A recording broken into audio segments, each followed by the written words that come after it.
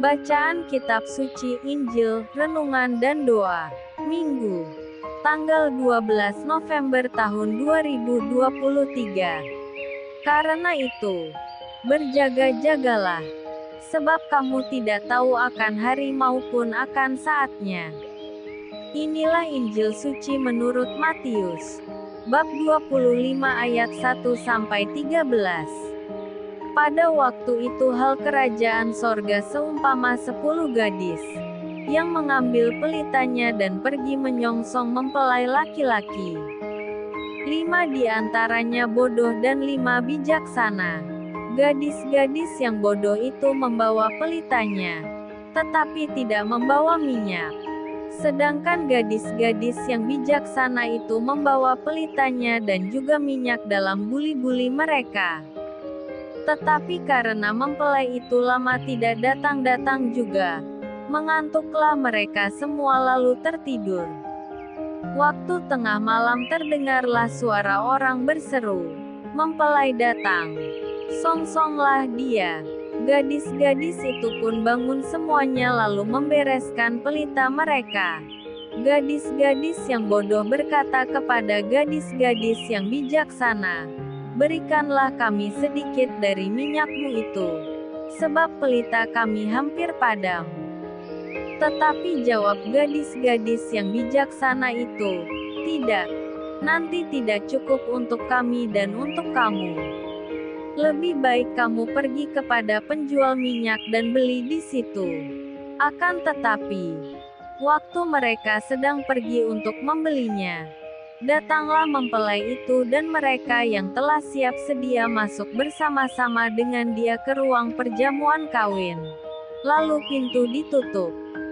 Kemudian datang juga gadis-gadis yang lain itu dan berkata, "Tuan, Tuan, bukakanlah kami pintu."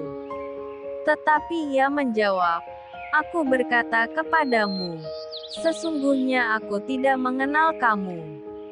Karena itu, berjaga-jagalah, sebab kamu tidak tahu akan hari maupun akan saatnya." Demikianlah sabda Tuhan. Shalom. Karena itu, berjaga-jagalah, sebab kamu tidak tahu akan hari maupun akan saatnya.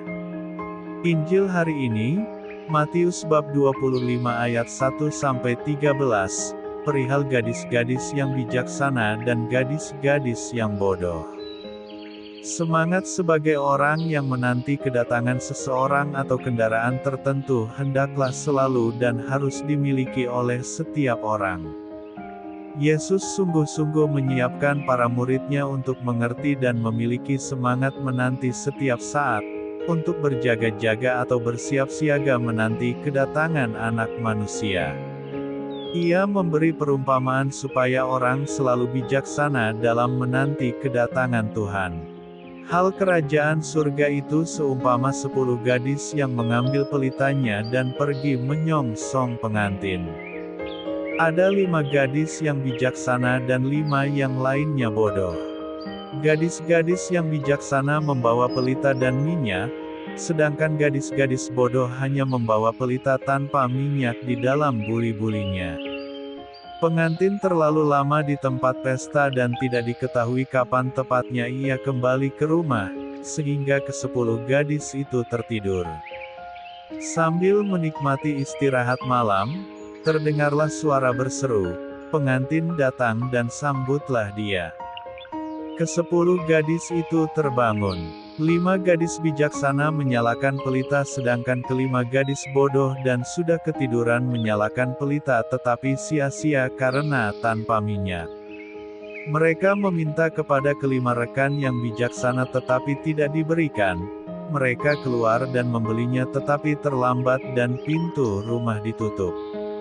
Tuan rumah berkata kepada gadis-gadis yang bodoh, "Sungguh, aku berkata kepadamu, aku tidak mengenal kalian." Hal kedatangan Anak Manusia untuk mengadili orang yang hidup dan mati pada akhir zaman tidak diketahui dengan pasti. Oleh karena itu orang harus berjaga-jaga, bersiap siaga dan bijaksana di dalam hidupnya. Setiap orang hendaknya bijaksana dan pelitanya hendaknya tetap menyala. Setiap orang mesti setia dalam hidupnya, artinya ia hidup bijaksana. Orang yang tidak setia dalam hidupnya, ia juga tentu tidak bijaksana atau bodoh. Orang yang bijaksana adalah orang yang mendengar sabda dan melakukannya di dalam hidup. Orang bodoh atau tidak bijaksana adalah orang yang mendengar sabda tetapi tidak melakukannya di dalam hidup.